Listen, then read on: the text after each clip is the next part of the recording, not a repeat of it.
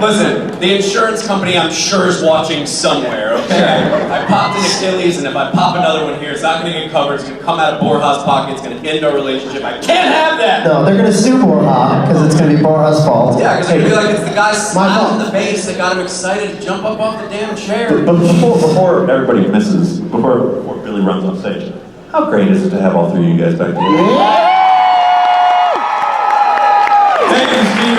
And wait, Rich, because I think we just got, didn't they just get back from intermission? Intervention? Yes?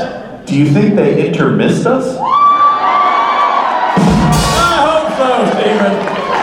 You started that, Rich. Hey man, you can't stop a freight train of hilarity. I like a drummer who tells jokes and then badoom-chus Himself, yeah. Yeah, but I do like a drummer who tells a joke and then forgets and has to scramble for the sticks to do it, you know? Yeah. Joke timing, great. Badoom-chus timing.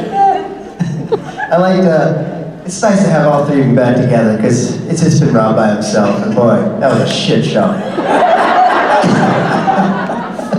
It is so nice to have you guys back with me, truly. You've been missed. I really appreciate you being here. Oh man. I am glad to be back. Very glad to be back with Rob, Matt. But I miss Rob's frustrated texts after this panel. He'd be like, well, I didn't do the Rock Trip panel. I can sell. That canceled last minute, and you are Lord knows where, so it was great. He asked me one time, how was the panel? And I sent him an emoji of 2 empty chairs and a microphone. That's how it was. I know, I did too. It was nice. But both are great. It's nice to be back. It's nice to be back, guys. We don't know how this is going to go. It's going to get loose up here. We can we don't. Anything can happen or not happen. Let's get crazy. Wow. It's Vegas. Who's the birthday girl? Well, should we just take questions? Sure. Yeah, we might well. I mean, that's one way to start. Let's go. My question is for Rob. Yeah. First of all, speaking of birthdays, my daughter Megan in the audience wanted you to know that you share the same birthday. September 21st? Yeah, sharing a birthday with God. Yeah, it's amazing. And speaking of God, although you did a great job, I wasn't really a big fan of Chuck being the final big bad. Yeah. And like just before the revelation, well chosen word by the way. Yeah. Of before he was nice and kind of squirrely and hands off, of course. But sure. I liked him. He's probably one of my favorite characters. Yeah. Up until that point. Oh. So after that, my thoughts are like, what were your thoughts on finding out that Chuck wasn't really what we thought he was, and what not a friend of Winchester's after all? Yeah, well, look, I understand that, and I had the same reaction you had when I read the script, because it's not like they tell us ahead of time as guest stars, hey, by the way, this is where this is going. I mean, in 11 years, you'll be this guy. Exactly. Yeah. But when I read the end of season 14, it was news to me at that time when when I say this is the end and all that. I'm reading the script going, oh no, what? Like not me? Why? I was like, people are gonna hate me. This sucks, but then I found out that I was gonna be, that they had plans for me to be the big bad of the final season. That's what they call the big bad, the bad guy of that final season. And actually, honestly, I was, as much as I was hated because I was bad, as an actor, it was a great opportunity, and I kind of loved it. It's really fun to play someone who's bad, who's gone bad, and it was felt so nice to be relevant in the final season of the show that we all worked on for so long. So, that part of it I kind of liked, and and they won in the end. And I think it's kind of epic that it's kind of perfect that their final bad guy was God himself, who created the show that they're on. And he's canceling the show, and I just thought it was very meta and kind of a nice, big, huge way to go out. Battling the biggest power of them all. Yeah. As sad as it was for that happy-go-lucky Chuck, it was I went along for the ride. And another positive I don't think you picked up on is the fact that you were the big bad. Maybe one of the few times you've been called big. Sure. Yeah. No, I've been the little bad plenty of times. Yeah, exactly. I changed your face. Yeah, that's true. Thank you for your question. Over here. Hi, it's so nice to see you guys back here in Vegas. We missed you. Missed you too. I wanted to ask, because you guys have your podcast and I love watching it, and what is the difference for you doing a podcast versus television? Like, how do you compare it, or what do you like about doing the podcast versus television? It's very different animals, the two of them. I mean, Rob and I do two podcasts. One is the Kings of Cohen podcast, which is, something Rob and I have done just to stay creative and give ourselves something to do from the beginning of lockdown forward. And the other one is Supernatural Then and Now, which is a rewatch podcast that we started recently. They both are different, and the reason I bring them both up is the Rob and Rich podcast is pure, the Kings of Cohen is pure goofing around. And it's just us. I mean, I'm doing the editing and writing the music. And Yeah, I mean, it's just we don't discuss what we're going to discuss. We have no idea what the topics are. We oftentimes don't have a guest. We just get on microphones and do this for an hour. Yeah, exactly. And then slap it together, put it out because it's fun for us, and we hope that a small portion of people enjoy it as well. And that's what it's meant to be. Thank you. So that's very different than TV, and that TV requires so many people. Rob and I can do this in the comfort of our own home with our laptops and our own microphones versus TV, which is a much bigger machine. I mean, it's just, you've got millions of dollars at stake, you've got scripts and preparation, and it's just, and that's any show. I mean, you could be talking about Game of Thrones or Kings of Con, you're talking about various versions of the same thing, which is prep, and budget. Two things you don't have to do for a podcast. And post. Yeah, and all that. The Supernatural Then and Now is a little more polished, but not by us. We are involved in that show as the hosts and as in a sort of advisory capacity and using our connection with the show to facilitate making that podcast the best it can be, but we don't even have to edit that one or do any of the fancy stuff. So again, it's light work for us in the ways that we love to do it, which is us having fun and goofing around and that kind of thing. So it's very different, that approach. And we're being ourselves. Where at TV shows we're not. We're being different characters. The one thing, to everything he said. The other thing I'd add just about podcasts as a medium is I find I'm very open on podcasts because it's not visual. You're not aware of being watched. And I guess I'd have to compare this to like an interview show or something like that, where you're being yourself. But on the podcast, because you almost feel like it's just like when you and I are doing a podcast, I feel like it's just you and I talking. So we start talking about things that I wouldn't normally talk about in public or out loud, you know what I mean? And then later my mom will call me and be like, oh, so you smoke a lot of marijuana? Or was that just, were you high when I visited in November? Then you realize like, oh crap, that's right, I said that. But I find on podcasts I'm a little more open just because you're not as self-conscious of being watched. You're just your cans on your head and the microphone and you're just kind of speaking more openly. That's just sort of my addendum to what you said. Yeah, totally. Absolutely. Thank you for your question. Yo. Hi guys. Hi. Hello. So first of all, Matt, I've missed you. Thank you. Miss you. Yeah. So my question is for all three of you guys, and I was wondering if you could share a moment at one of these conventions that was especially funny, happy, whatever, with Tim Amundsen. I can answer that easily. I haven't seen Timmy in a long time at a convention. I'm gonna make this real easy. Yesterday's panel and today's panel. Yeah. I have a fond memory of the panel we did 2 years ago when Rich couldn't be here and I sat out with him. We had two chairs, like a little talk show, and he and I, with the Stroke Brothers, we got to do that together. That was a special moment. Maybe work on that phrasing.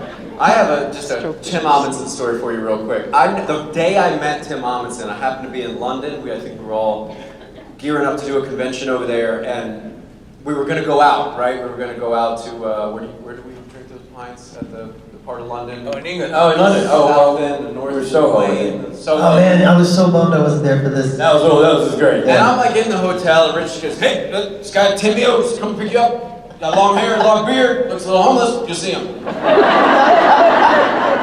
I was like, all right, sounds, okay, I can handle it. I had no idea who he was. I didn't Google him first, and I see him, he's got just like a Jared beanie on, and all this hair and all this beard, like way more than what Rich is. Yeah, Gallivant. Yeah, Gallivant. If you don't know Gallivant, do yourself a damn favor. Go watch it. And this guy picks me up and he's like, all right, Matt? Yeah. All right, come on. Puts his hands in his pockets and starts marching through London to wherever we're going. And I'm just following him. All right, this is how it goes. I don't know. And we get there, and then, well, so forgetting every name. What's the red hair, Damian Lewis.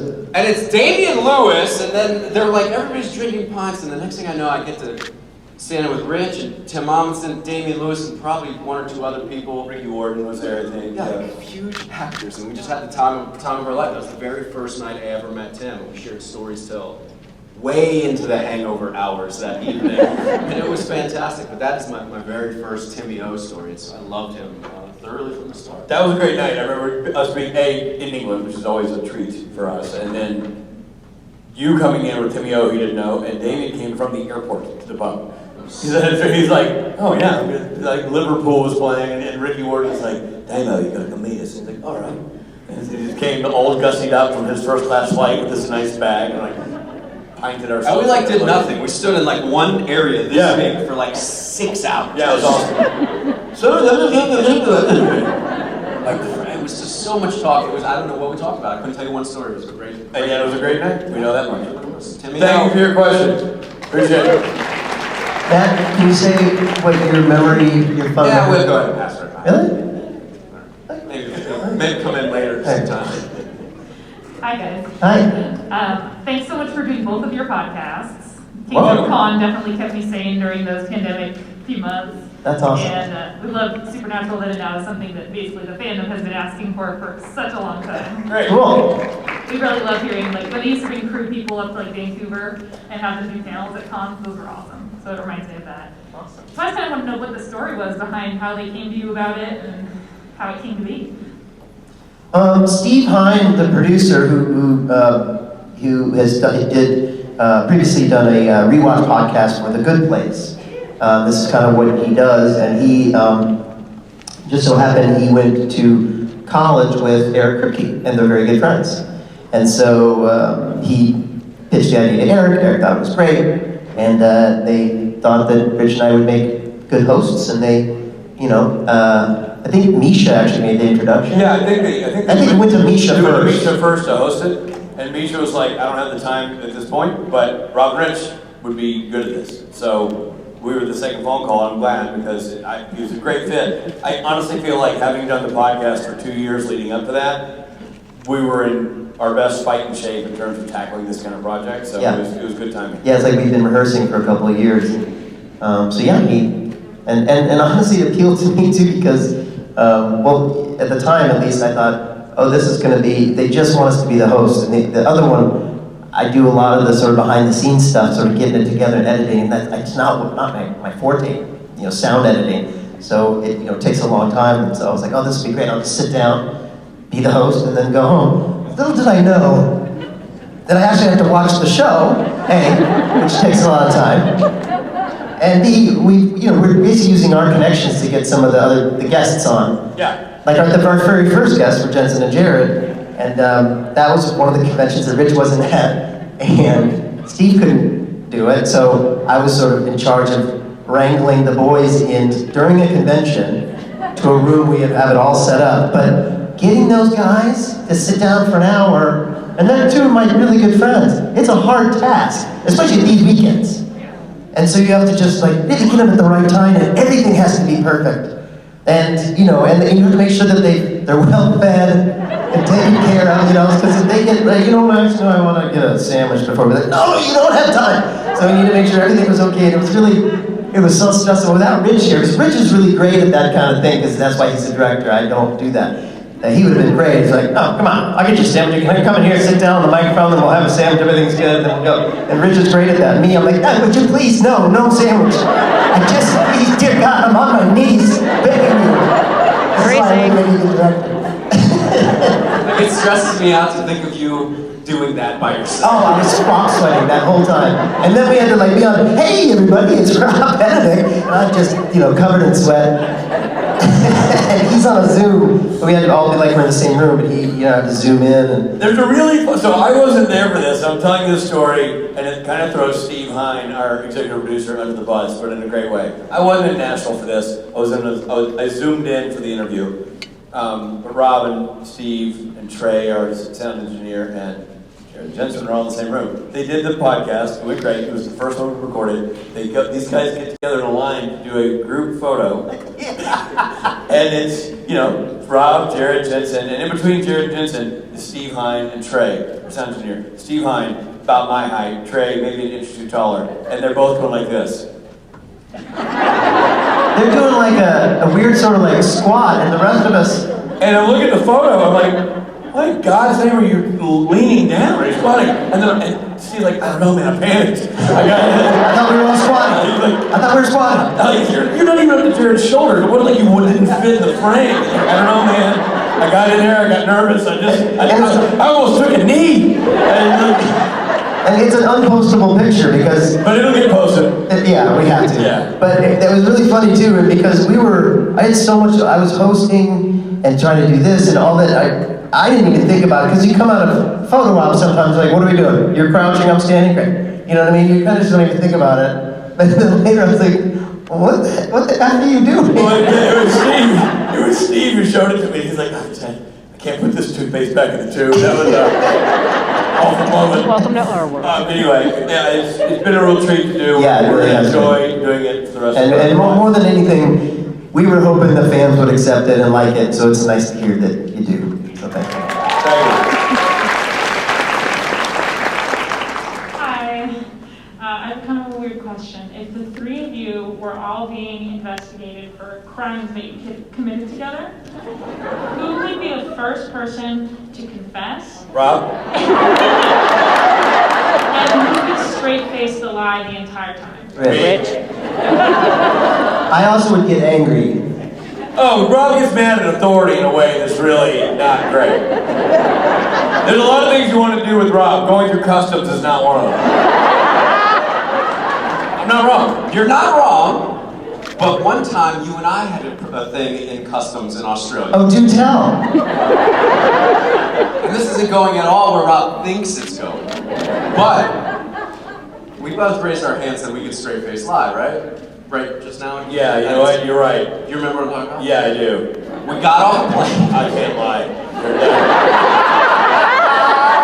We got off a plane in Australia and we didn't know what to say why we were there when we got to customs. We were like, are we supposed to be like, we're attending a convention or working at a convention? That's a word you don't say when you travel overseas. Or what are we doing in the country? And so, like I'm standing here in line and Rich is like, where he is, and Rob's the agent, and he's telling him, straight facing him, making him uncomfortable. And I can see Rich kind of doing his, like this kind of, like whatever. Like 5 minutes goes by, that's way longer than anybody else has been at the agent. I'm like, all right. Okay. And I just stroll in and I kind of like feel the intensity and I say something about, come on lover, let's go. Something about us being together, right? And he was like, stamp the thing. You're underselling your approach. Matt really, I remember going, I'm terrible. There's nobody, I'm good at a lot of shit. I forgot. I definitely wouldn't be the liar. Matt's the liar. Because you would be the one to tell the truth, because that's you. Well, no, because I think he lied, and I just get it. I think you would collapse like a house of cards. And then I would... You've seen me in that situation, though, and I get what if it wasn't an authority figure? What if like a nice, good cop, bad cop, the good cop catch you? He's like, hey, come on, you can tell me, Robbie. And he's like, I don't know, maybe. It's the thing where I have, like, the machete has gotten so bad at me in airports, she'll say, I'll be going like, we'll be getting near the luggage thing, and I'll be going, man, this is God, I know my lotion's like 8 ounces, man, I don't know that. I'm like, Christ on a stick here, says, excuse me, man. And I'm like, I panic. And then I act, then when it's an innocuous thing, it's not customs, it's like, did you know that your lotion's more than 8 ounces? I go into this whole like, what? That's the darndest. I don't even know how they get in there. I don't need to moisturize, so Disney's like, I'm just gonna throw it away. Like, yeah, that's just, we should open an investigation on who put this in my bag, because that is weird. And my kids are like, so I was at customs and I was standing there, exactly like you're saying, panicking. Yeah, he just froze. I was panicking. And Matt, you came in, you bebopped up with like Matt energy. You were like, hey, I think you'd already gotten cleared or something. And so you're like, what's the holdup? Hey, we got to make our lunch or whatever. Something that really did make the guy go, oh, I guess these guys are just, going off to the thing. I was definitely going to serve time. If you had not come on. I would not make it in the country. I don't know if I would have served time. There was no way he was letting me in. Because I started sweating. I remember you being really sweaty, and that was man. I was like, oh boy, we're not gonna make this convention. I did not handle the whole like, whatever you do, don't mention what you're doing. I'm like, oh God.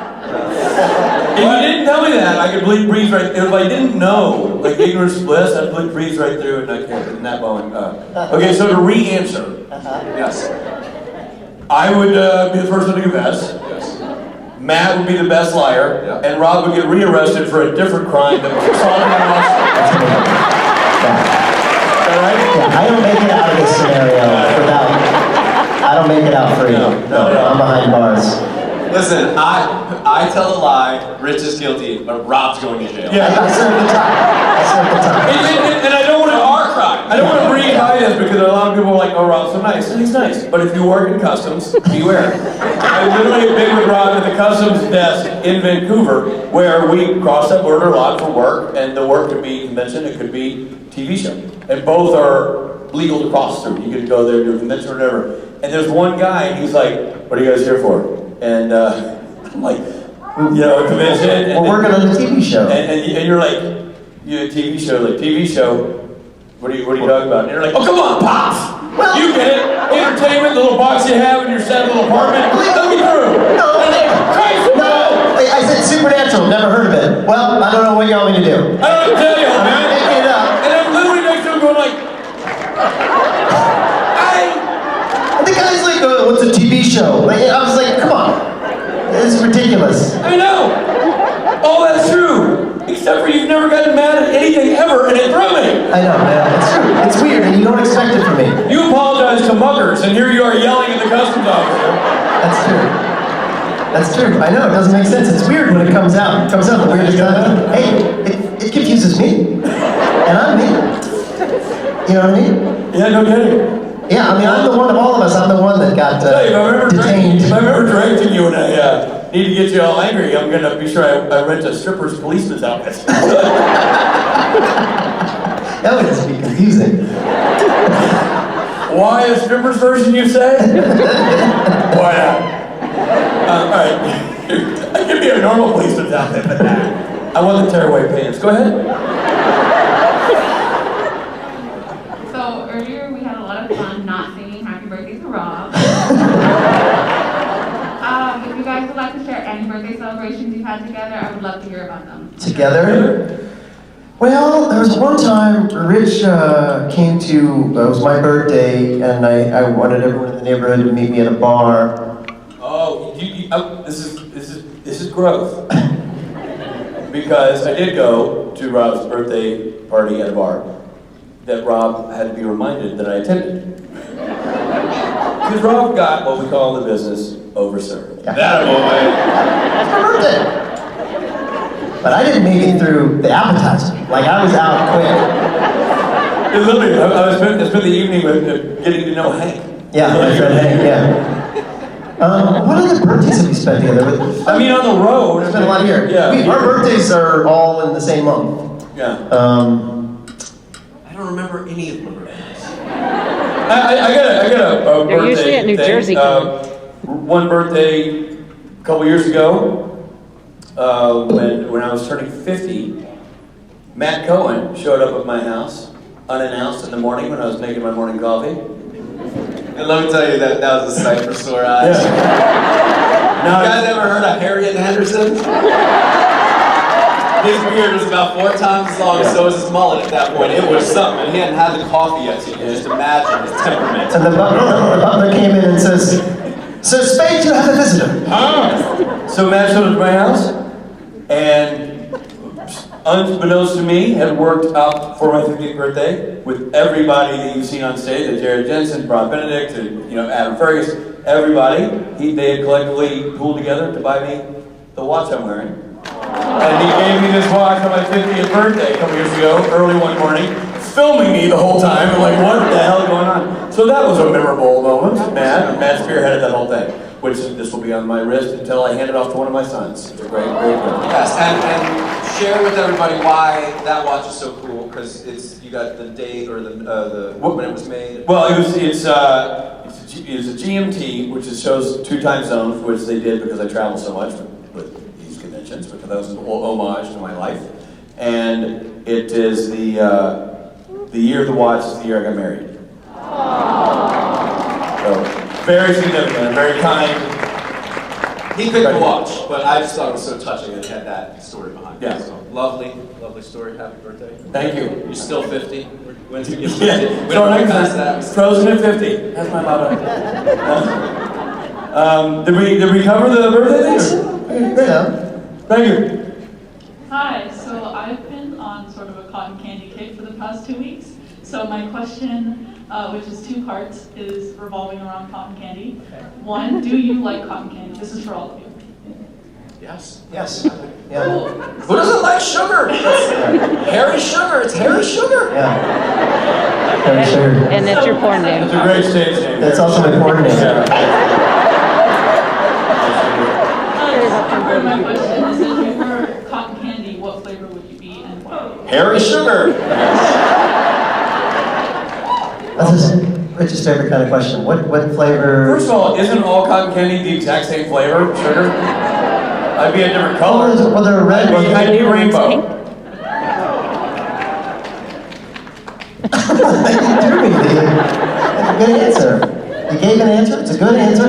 Listen, if there was coffee-flavored cotton candy, I'd like that. There isn't, but there should be. Yeah. What's your favorite cotton candy? Well, currently I have blue and pink. So Have you whatever tried- those flavors are. Yeah, that's what I said. There's no flavors. Isn't it really just blue or pink? Yeah, well, there's red and there's Blue. green and orange. Oh, I didn't know that. There's like literally rainbow, so Rich is. Those are colors, not flavors. Sorry. Sorry. I should have asked the colors. Thank you for your question, and please be using preventive dentistry. Okay. Thank you. Thank you. I guess mine would be brown then, if it's coffee flavored. Yeah, that Hairy common sugar. brown cotton candy. Look, kids, who's gonna stick? My question is. Brown hairy sugar. Sorry, Matt. So I've seen videos on YouTube of you guys doing like why Chuck Jim drew Gabriel back, which I don't think I've gotten a real answer on. But why didn't Jack bring Gabriel back? He's an asshole. I want to compliment you on having the thickest mask I have ever encountered. I feel like you're talking through an ottoman. Like that is. Like, I don't have the best hearing in the world, but I feel like that sounds get really caught up in that wool. What do you mean? I'm just really quiet. No, I don't think that's it. You're doing great. You're doing great. Anyway, I'm going to go with Jackson asshole. Robbie? Well, again, it's in Jack hands now, right? And they left me behind. So, it's not my job anymore. Look, I mean, listen, if there was time, I would have brought Gabriel back. I should have. I would have. If I had the reins again, I just might do that. Season 16, he was definitely bringing it. I'm definitely bringing it back season 16. Bringing back all the sons. I still think that we should do a short film, Matt. God and his sons. Matt's there, Rich, I'm here. Sebastian, Pellegrino. Yeah, You know what I mean? I'm with with you? The whole gang. The whole thing caboodle. me and the boys. And boy, the drama, a lot of drama, but there'd be some comedy too. Something for everybody. Something for everybody. Thank you for your question. Thank you. You. We still haven't answered really. Hi there. So I was wondering what your guys' favorite childhood cartoons were, and if you had any fun memories associated with them. Bugs Bunny, hands down. I was a massive Bugs Bunny fan as a kid. Watched Looney Tunes nonstop, and so fond memories. I mean, it's just one of those. Wake up Saturday morning. It ran for an hour on Saturday mornings. It was like that was my appointment television of my youth. I also really liked Bugs Bunny and every and all the other characters around Bugs Bunny. I just thought it was hilarious. But you know what? I really liked. I like Scooby-Doo a lot. OG Scooby-Doo, and it's also basically the same plot over and over and over. But it was so fun. And actually, I signed this person's jacket that they designed these pictures of Scooby-Doo, and it's Jensen and Jared catching the guy at the end of every Scooby-Doo, and they take the mask off, and it'd be, oh, it's Joe the barber, and they took the mask off, and it's me. Yeah, and he had me right in the bubble, and I was like, I would have gotten away with it if there weren't for you meddling kids, which is always the line. Anyway, it brought me back. I was like, man, I loved those shows, and I, such a crush on Daphne. And yeah, man, it's trippy. I mean, I know everybody's figured this out by now, but when you're a kid and you watch that show, which we all did, you don't realize that you're older that it's about a bunch of stoners. Yeah. In a van. You're living in a van, living in sin in a van. Yeah. It's like, it's literally one step off of Manson Family. Like, one character being something like, oh, let's go. It's like, it's Shaggy is so stoned the entire time. He's talking to a dog. Yeah. Dog's so stoned, he's talking back. I know. It's good television. What about you, Matt? Were you like Transformers age? I wasn't. I was like Woody Woodpecker. I was like the Coyote and the Roadrunner. That Wile E. Coyote? And then Yosemite Sam, right? Yosemite Sam, yeah. The guy with the 24. Yeah. And then I remember a movie cartoon that stuck out to me huge coming up was Roger Rabbit. Oh, man. Masterpiece. Like so far ahead of its time and so provocative with that Jessica Rabbit boy. Woo! Yeah. My goodness. Yeah. I lost my train of thought. But you know what's great about that movie? I just recently saw, I'm sure you guys already know this, but all the effects were practical. Yeah. So the cartoons were drawn in, but the real life props that were getting knocked over or whatever were all practical. Yeah, I know. Robert Zemeckis, like Crazy cool movie. Yeah. Crazy cool movie. as opposed to like digitally put them in afterwards. They were all on set being lifted really with happening. strings or whatever, and yeah. Really cool. Thank you for your question. Thanks. Hi boys. My question's for Rich. So you acted on Supernatural, but you also directed. Who would be the hardest person to direct in Supernatural? What is the hardest? Honestly, not. I think it's bad form to. I really can't say that kind of stuff. Honestly, it reflects poorly on me. But his name rhymes with Smeared Flatalecki. But I can't. I honestly can't. Smear it? I can't say anything else. Smear it, Flatalecki. It's like close, but not close to anything. I can't. But I can't. That's One more clue? I would be like another rhyme, maybe? Is there something else? Was it Jared have a brother named Merritt? His character name rhymes with clam. But I can't. I honestly can't. I mean, out of respect, I can't. Thank you for understanding. I want to keep you guys guessing all day long. I'm interested to hear your thoughts later at autographs. Pam? Hey guys, so I love all of you, but my question is also for Rich. Two of my favorite episodes from the entire series are Stuck in the Middle with You and Despair. So apparently I just like being in pain or whatever. But I was just wondering if you could tell us a little bit about filming Despair, because I've watched that episode so many times and I would love to hear your thoughts about it. Oh, absolutely. Now, so it was a much discussed episode, obviously, because the content of it was, significant and mattered to a lot of people.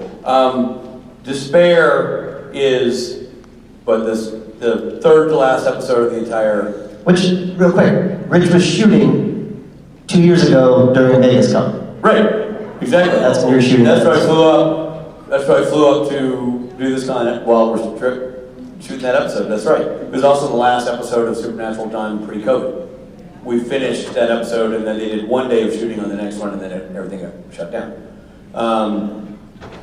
It was one of the more collaborative episodes that we discussed, that I worked on, because so much of what, Misha was so involved in the arc of his character and how he wanted his character to explore the end of his run on the show and his life in the universe. And Jensen was super involved in it. We started talking about that scene before I flew out to Vancouver. We were talking about that scene and how we wanted that scene to work and how I could facilitate making it what those guys wanted. And Bob Behrens and I spoke on the phone a lot, and we really, really worked hard on that episode for that reason. I mean, the episode was challenging in many other ways, but I know that's sort of the moment that sticks with people and is the topic of great discussion. I will tell you a moment that happened that is fascinating to me. This is why TV is a team sport, in that we had this thing, we moved, the scene was supposed to take place in a different room originally, taking place in a different part of the Men of Letters that has, I'm sorry I'm going to forget the word, but there's one right there against the wall. The things that keep the demons out of the walls. Sigils, and the sigils all over the walls. We moved locations because of production issues. We had to move that scene to a different room. And when we got there, we realized on the day that room didn't have sigils in the story, which was a massive problem because it's what kept death out. So we're like, shit. And so we're all, putting our heads together to figure out, what do we do to make this work? And we're like, well, Misha will do a blood sigil, on the wall. And we go, this is great. And so we said, we'll do a blood sigil on the wall. And, we're trying to think, what could we use? And Dean's like, well, Jensen was like, Dean always carries a knife. So he can, I've had my heart squeezed, so I don't have the stick to do it, but Cass would know that, so he can take the knife and he can do this. And we didn't have a preset sigil on the wall. We didn't have anything that we were just putting up there, so we were doing it in real time and painting it. So just be able to not have to do that a bunch of times, we kind of had, showed Misha start it, and then when we did a closing with Jensen, and they came back and it was finished. We had to leap forward in time to be sure we could keep that story point. And in so doing, in this moment, I had this thought, and Jensen had this thought, we had this thought at the same time. We're like, wait a minute. He has to take Dean's blade and cut his hand to make this sigil. Put your hand on Dean's shoulder. And that will leave the same handprint that when he pulled Dean out. And we looked at each other like, this was supposed to happen in this room so that you had to cut your hand, so that you had to leave that handprint on Dean's shoulder. And that is why TV is a team sport. Because they're all of us thinking about the story and how to make it work, to make a moment that I think is really, really, really special. And it happened an hour before we shot the scene. That's pretty cool. Kind of on that same line, I've seen online the kind of parallel between Misha's entrance and then the empty taking him, and it's very similar with his wings in the background and then the black moon coming at him. Yes. Was that intentional? Very. Yeah, I had that shot sitting next to me and Brad Creaser as we framed up Misha's shot. That's amazing. We tried to pick the same lens, we tried to get the same distance, we tried to get the same angle because I wanted that moment to feel like the moment we first met. But no, that was cool. Thank you for your question. That's awesome. That's a great story. I've never heard that before. Yeah, it's pretty cool. Yes? Hi guys. So a lot of people at this convention always talk about like what their favorite part of the show is, and whether you were on screen watching the show or behind the camera, what's your favorite part of the show? Like what's your favorite scene? The favorite scene? Yes. Ever? Yes. God, man, that's a lot. Yeah. But you know, I mean, I'm going to say this: if you ask us this question 10 days in a row, you get 10 different answers. So I'll say the first thing that comes to my mind, and I have a bunch of scenes that I've loved being a part of, that I've loved watching, that I wasn't a part of. But one scene I absolutely love, and it's tooting your horn.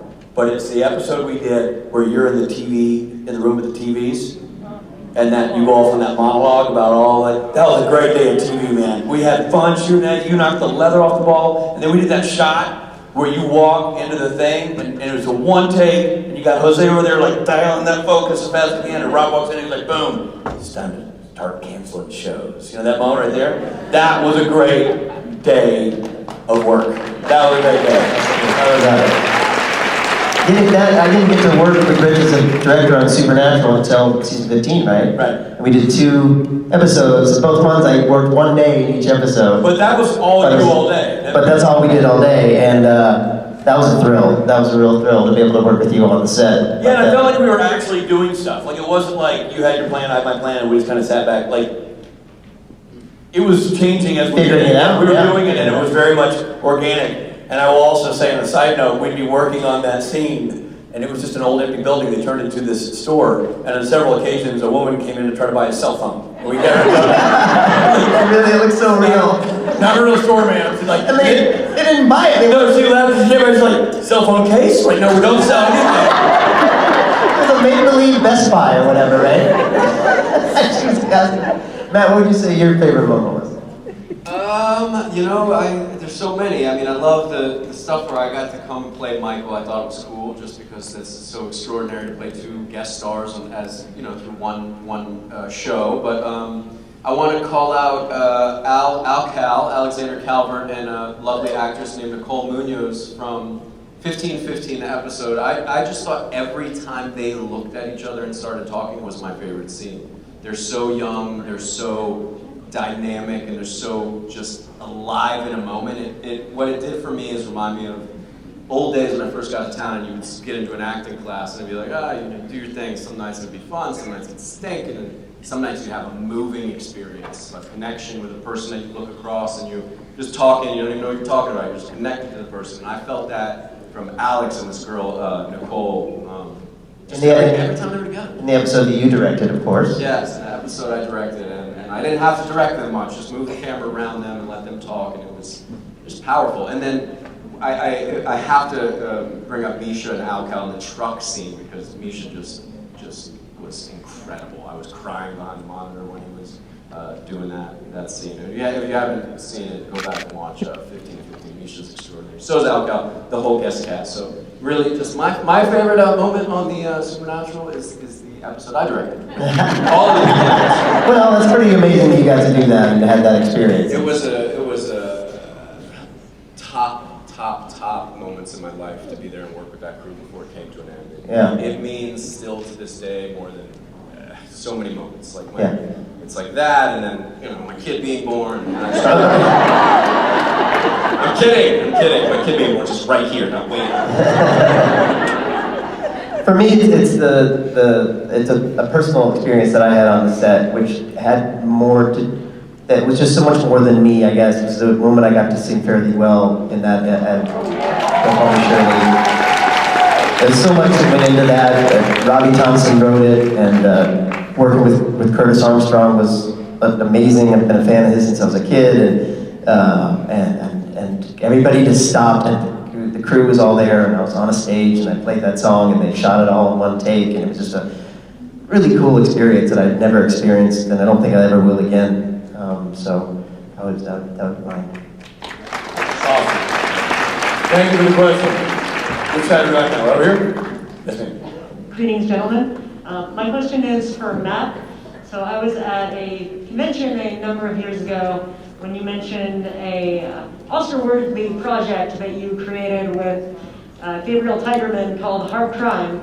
And I was wondering how and where can I find this masterpiece? You can never find that masterpiece. Listen, I gotta just see what the next step in my career is in Hollywood before I release that masterpiece. I think Entertainment Tonight needs to see this. Yeah, they should. Listen, I'd love to release it to all. The premise of the show is Gabe plays a straight-edge detective, and I play an over-the-top detective alongside Gabe, who gets an erection for crime, a real-time, live-time erection, when crime is happening, and it's quite a tale. Hopefully, I'll get to share that with you guys sometime before I get canceled. Yeah, it's a family show. It's a family movie. Get out your brown cotton candy. All right, we're gonna do one more question. So my question mostly applies to just Rich. When you started on as the trickster, did you know you were going to end up being the Archangel Gabriel, and how did you feel about that transition? Quick answer, no.